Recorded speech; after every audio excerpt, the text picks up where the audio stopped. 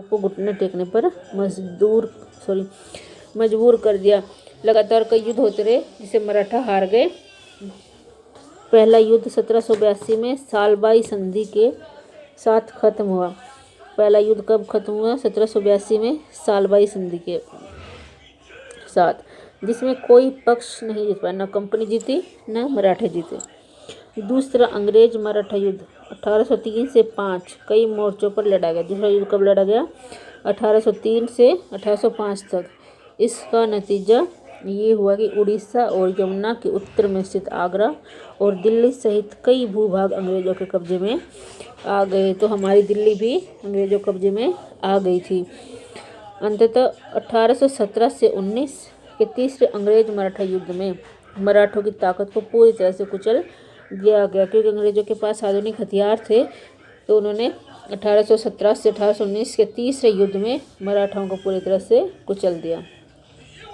पेशवा को पुणे से हटाकर कानपुर के पास बिठूर में पेंशन पर भेज दिया गया। जो पेशवा थे, जो हेड होते थे मंत्रियों के, एक विशेष पद होता था, उनको कानपुर के पास बिठूर में भेज दिया गया। पुणे से हटाकर पेंशन पर, उनको पेंशन दी जाती थी हर महीने या सालाना। अब विंध्य के दक्षिण में स्थित पूरे भूभाग पर कंपनी का नियंत्रण हो चुका था। इस प्रकार से पहले उन्होंने हैदर अली और टीपू सुल्तान को हराया। फिर उन्होंने मराठों के साथ युद्ध करके मराठों की शक्ति का भी अंत कर दिया। इस प्रकार से दिल्ली धीरे धीरे भारत पर शासन करने में कामयाब होती चली गई। अब कुछ क्वेश्चंस हैं। ईस्ट इंडिया कंपनी ने सहायक संधि के द्वारा भारतीय रियासतों पर किस प्रकार कब्जा किया? ये आपको लिखना है। सहायक संधि क्या होती है वो लिखना है इसके बारे में। किस प्रकार से उन्होंने कब्जा किया? अंग्रेज टीपू सुल्तान से क्यों आग बबूला थे? इस लड़ाई के क्या परिणाम हुए?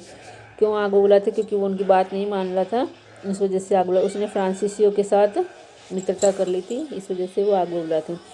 मराठा संघ के प्रमुख राजवंश कौन थे? किस प्रकार से शासित था? ये आपको लिखना है। ईस्ट इंडिया कंपनी ने मराठों को किस प्रकार से अपने अधीन किया?